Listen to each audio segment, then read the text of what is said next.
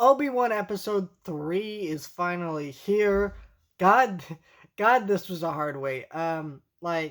Because this show is like been everybody's most anticipated Star Wars thing in quite a long time, and it's finally here, and we get those first two episodes, and they were better than anyone could have ever hoped, and they were just excellent. And then you get that cliffhanger, bam, Vader. And spoilers for this episode, Vader's in it. We get some fighting from Vader and stuff. Every moment here from Vader is great. And it's great to hear James Earl Jones' voice of Vader. Fantastic.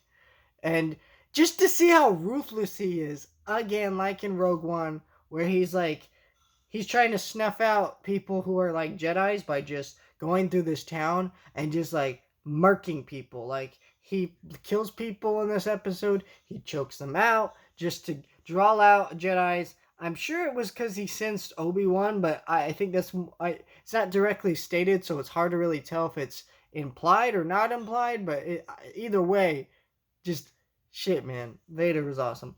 And this episode doesn't really advance the plot of this show majorly plot wise. I mean, most of this episode is Obi-Wan gets to the planet that the guy in the last episode told him to get to, and then of course he died in the last episode. So whoever was supposed to meet him there didn't really do that. So Obi-Wan's lost at this point. So when he sees that someone didn't come to help him, he's like, well, I guess it's over. Like Obi-Wan's so ready to give up. He continues on this planet with Leia, and he gets on this little, I don't know what you call it, like almost like bus like thing, I guess, or like truck like thing, and they're riding on it, and he sees an Imperial flag, and they deal with stormtroopers. It's very tense, then you get the Inquisitors and Vader on this planet, and it ends on this cliffhanger of their escort off this planet got murked and died. So, yikes. So we don't know what's gonna happen next, but this was a really good episode.